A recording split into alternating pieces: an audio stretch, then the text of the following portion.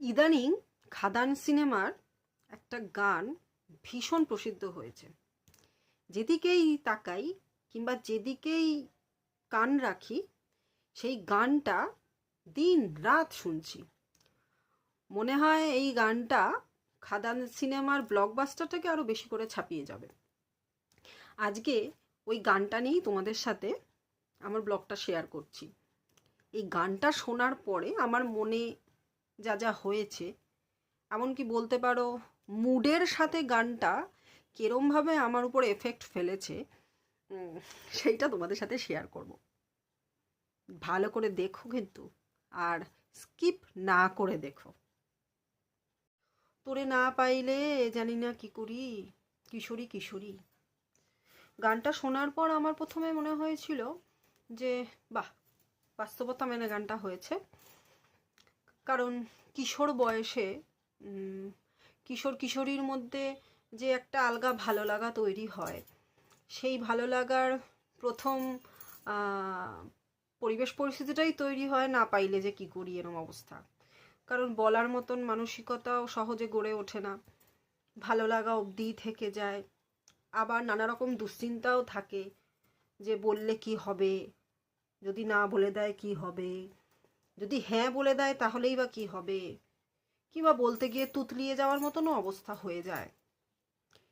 তারপরে পদক্ষেপ তো আর বললামই না, বাই চান্স যদি কাঠখড় পুড়িয়ে ব্যাপারটা ঠিকঠাক জায়গায় চলেও গেল, তারপরে চাপ চলে আসে। বাড়ির লোক কি বলবে, বাড়ির লোককে লুকিয়ে লুকিয়ে কিভাবে দেখা করব, জানতে পারলে কি হবে, যদি কেউ অবজেকশন দেয় তাহলে তো আর পাবোই না। ভীষণ চাপের ব্যাপার।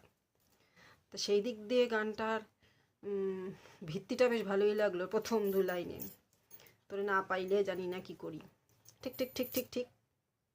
ব্যাপারটা নিয়ে যখন ভাবনা চিন্তা প্রায় শেষের মুখে আসছে, তখন ফট করে আবার আমার মনে হলো যে কিশোরীর সঙ্গে তো আবার রায় কিশোরীর একটা যোগাযোগ আছে। শ্রীকৃষ্ণ তো রায় কিশোরীকে পাওয়ার জন্যে প্রচুর কাঠখড় পুড়িয়েছিলেন, কিন্তু আলটিমেটলি মানসিকভাবেই পাওয়া হয়েছিল, তাকে নিজের ঘরণী করতে পারেননি। কারণ রুক্মিণী চলে এসেছিলেন তার জীবনে স্ত্রী হয়ে। রায়কিশোরী তার দূরের প্রেমিকাই হয়েছিলেন আজীবন। তাই না পাইলে আর কি করি, কি আর করা যাবে। সেই ক্ষেত্রে রুক্মিণীকে নিয়েই সন্তুষ্ট থাকতে হবে।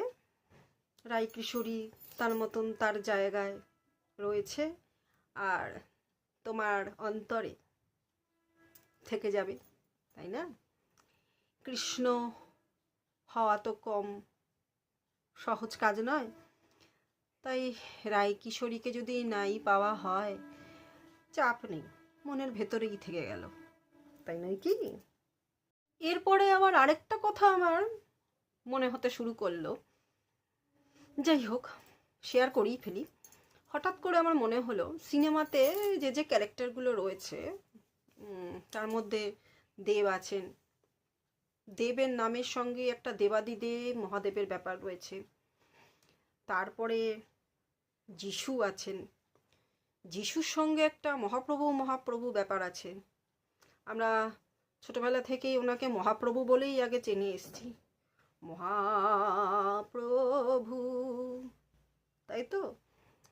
তো উনি না হয় খোলকত্তান বাজিয়েছেন, সেটা ভালো কথা। উনি একটু বৈষ্ণব ধর্ম মত বলুন কি রাধাকৃষ্ণ রাধাকৃষ্ণ করেছেন, সেটা ওনার ওই মহাপ্রভু স্টাইলের সাথে শ্যুট করে গেছে। কিন্তু মুশকিল হচ্ছে রায়কিশোরী মহাপ্রভুর কাছে না গিয়ে দেবাদিদেবের কাছে চলে গেছেন, মানে গানটা গাইছেন দেবাদিদেবের সাথে। যাই হোক, ঘোর কলি, কত কি দেখতে হবে। মহাপ্রভু ওই পাশে খোলকর্তাল বাজাবেন, ওইটুকুই ঠিক আছে। সিনেমার প্রেক্ষাপট অনুযায়ী বাস্তবতা না মিললেও অলৌকিক কিছু যদি ঘটেও যায়, তাতেও কোনো অসুবিধা নেই, তাই নয় কি? তোরে না পাইলে জানি না কি করি, মহাপ্রভুই এবার গাইবেন, কারণ সে তো দেবাদিদেবের কাছে চলে গেছে। কিশোরী কিশোরী। খাদান সিনেমাটা ব্লকবাস্টার হয়েছে, তাই দুকুল যদি ভেসেও যায় তাহলেও কোনো অসুবিধা নেই। এই বছর সরস্বতী পুজোয় রবীন্দ্রনাথের প্রেমের জোয়ারে ভাসাবো দোহারে এই গানটি হয়তো খুব একটা চলবে না, তবে প্রেমের জোয়ারে দুকুল ভেসেছে এই গানটা ভালোভাবেই মানুষের মনের মধ্যে গেঁথে থাকবে। আর সরস্বতী পুজোতে তার এফেক্টটা ভ্যালেন্টাইন্স ডে স্পেশাল ছেলে মেয়েদের মনে ভালোই গেঁথে যাবে, তাই না? তাই সিনেমার হাত ধরে গানটাও ভালোভাবে চলুক। তোমরাও কিন্তু মনে করে আমার ব্লগটা কেমন লাগছে সেটাও আমার সাথে শেয়ার করতে ভুলো না, কমেন্ট অবশ্যই করো। আর যদি ভালো লাগে একটা লাইক শেয়ার সাবস্ক্রাইব করতে ভুলো না। তোমাদের লাইক শেয়ার সাবস্ক্রাইব এমনকি কমেন্টও আমাকে বেশ মজাদার ভিডিও আনতে আরও বেশি আগ্রহী করে তোলে। সে তোমরা ভালো মনে নাও বা খারাপ মনে নাও, আমার কোনোটাতেই কোনো অসুবিধা হয় না। দেখো, শোনো আর অবশ্যই কমেন্ট পাস করো। ভালো থেকো সবাই, সুস্থ থেকো।